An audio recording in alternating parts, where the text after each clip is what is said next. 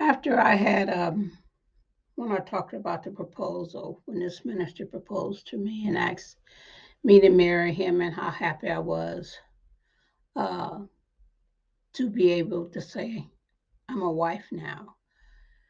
And when he did what he did, I went into deep, deep depression because I just could not understand how, and I'm not bashing men of God or anything like that, so don't misunderstand uh, what I'm talking about. I just couldn't grasp hold of how you say that you love the Lord and that you say that he said that he loved me,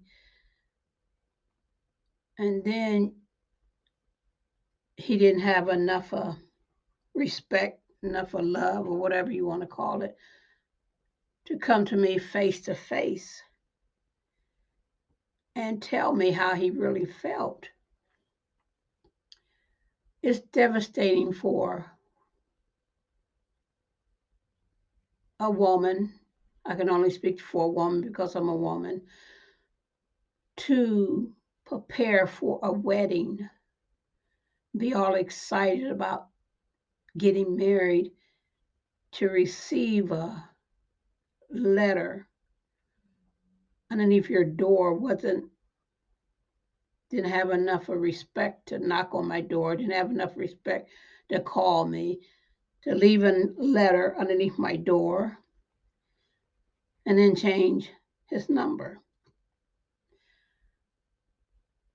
I had to really, really keep myself from getting into such a depressed state that I wouldn't be able to get out. It was there. The hurt was so severe because here it is. I've told people that I was getting married, and then this happened. I wasn't only in a deep depression, I was also in a deep shamefulness. I was ashamed,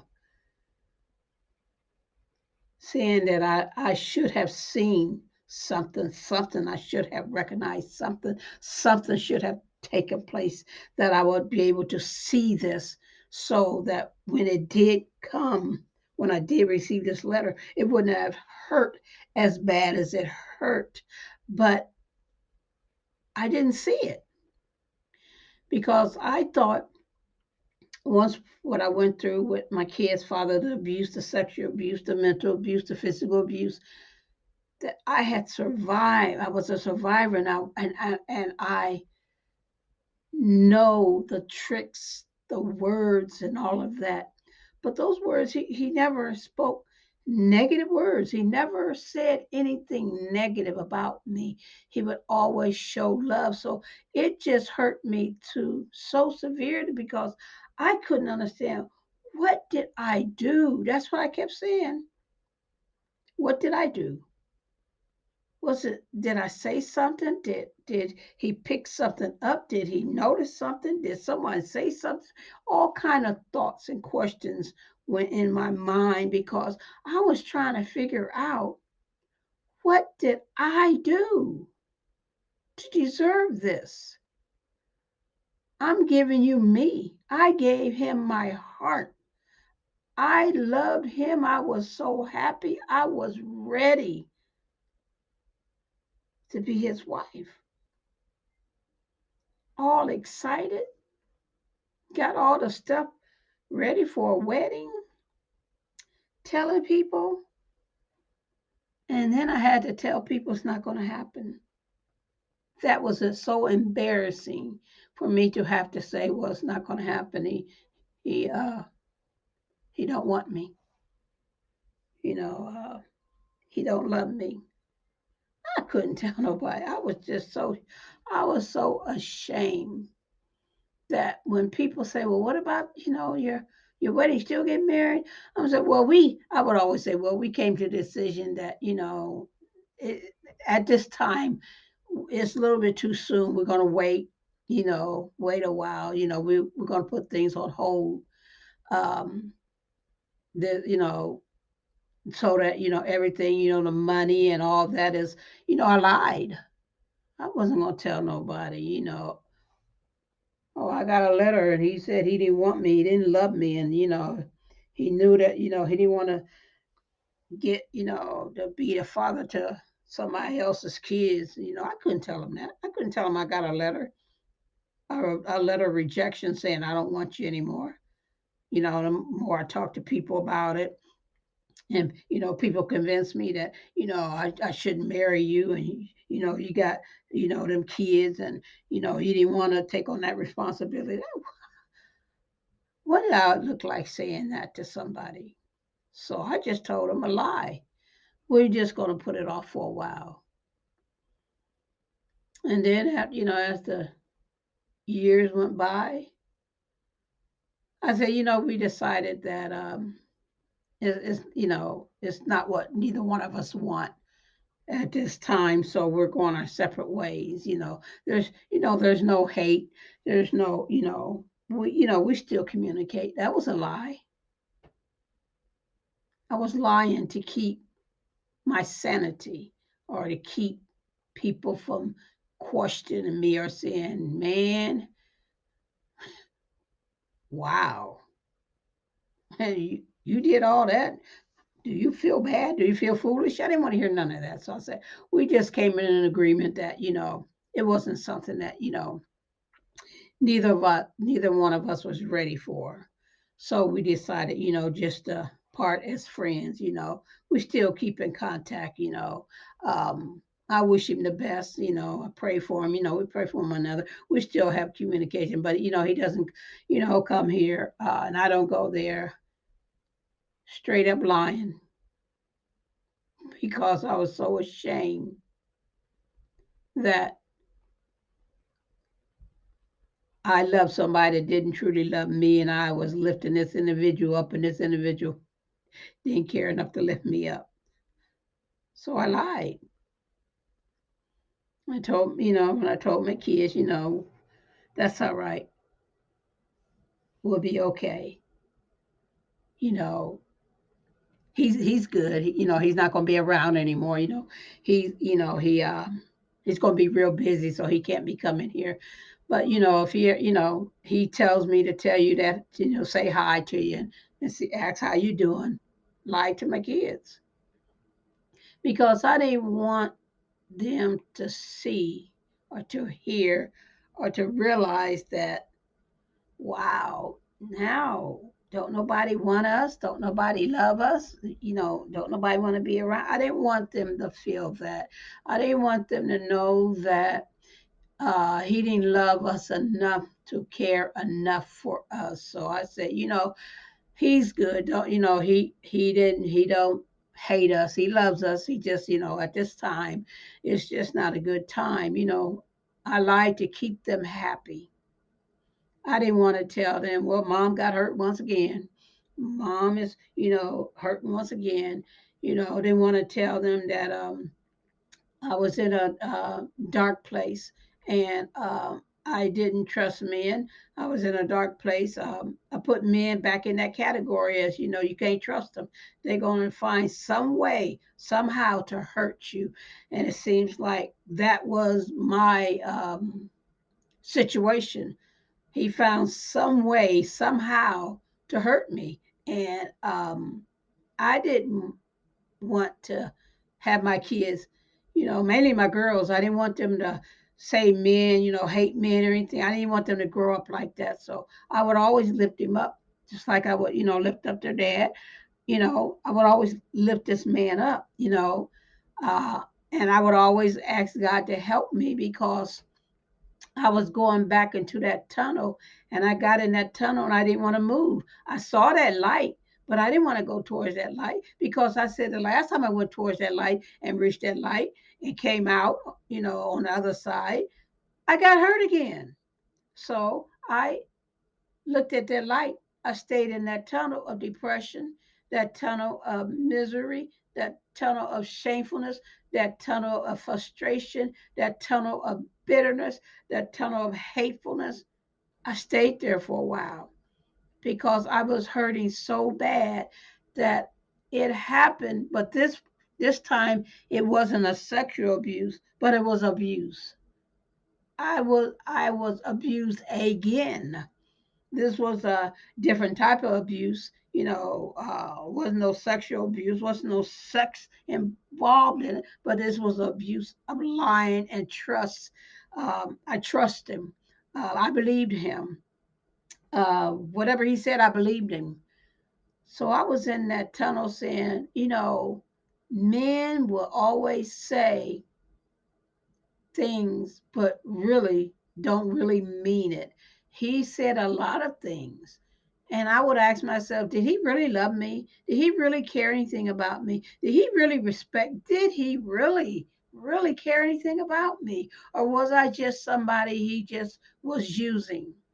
I gave him my heart. And once again, my heart got broken, got taken out, got stamped on, got thrown in the dirt, got rolled in the dirt, and then said, Here, get back in your chair. You can have your heart back.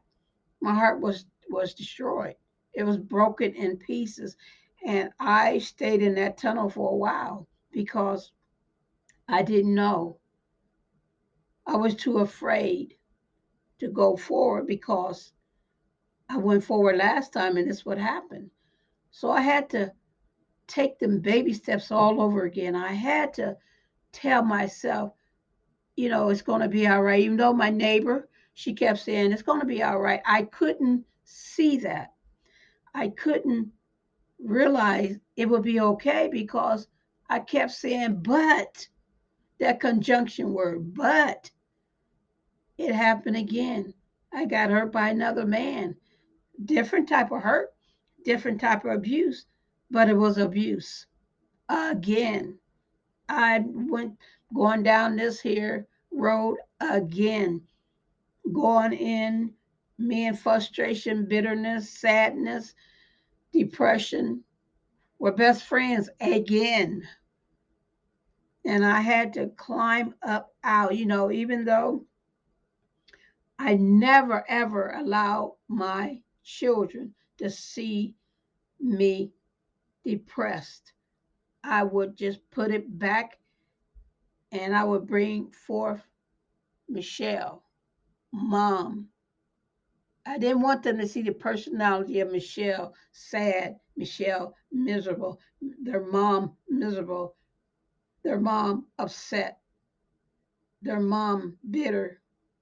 I didn't want them to see that. I wanted them to see mom, the happy mom, the mom that, let the have fun mom. I didn't stop taking care of my kids. I didn't let that depression get me to the point where I didn't want to have anything. I didn't let it get no, I wouldn't allow that to happen because my kids were my help to see their smiling faces, to see them.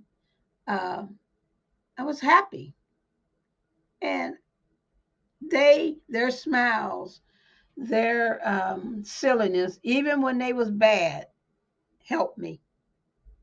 Even when they was acting up, I didn't take my frustration out on them, what I was feeling. I corrected them and told them, you got to be better than this. I refuse to allow the hurt, the frustration, the bitterness, the depression affect my children. You say, well, how is that possible? It's possible. It's possible to shut down all the hurt and put on a smile because I did it. I did it every day, all the time, because I wanted my children to be happy. I didn't want my children ever to be sad, ever to. I didn't want them to ever feel what I was feeling. Never ever. I wanted them to always know, Mom got your back. Mom is always here for you. But I had no one except for my neighbor. we were taught, but yet she couldn't really understand, but she was there. She would always say, "It's going to be okay. You're going to be all right. It's going to get better. Don't give up. Hang in there. You got this." So I hung on to those words. And that's what I would tell myself. It's going to get better. You know, I would say that when in tears, it's going to get better. I would say that in my pillow, crying and screaming and saying, "Why? Why me? Why me again? Why? Why?" But I had to hold on and get through this for my kids. I had to get through this. I had to bring myself out of that tunnel. And I walked, I got through the tunnel. Wasn't quick as I did the first time. It took me a while. I took little steps at a time to come out that tunnel. I would fall down, but I would get up and say, "I got to do this. It's going to be okay." And believe you me, it does get better. So, like I say, I'm telling you my journey. I'm telling you what I went through, how I, all the stuff I went through, the sadness, the everything. I'm not going to hold anything back because I want to let single women know that it may hurt for a while, but you'll be okay. Never give up. Never, ever give up. I don't care how bad it hurts. Get a hold of somebody, reach out to somebody. If you have children, hug them. Tell them, "I love you." And remember, God loves you. I love you. And be blessed. God sees and knows everything. He'll bring you out. Believe it. He'll bring you out. Have a great day, great night, great afternoon, great morning, afternoon, or evening, whenever you're listening to this podcast. Be blessed. Thank you for listening.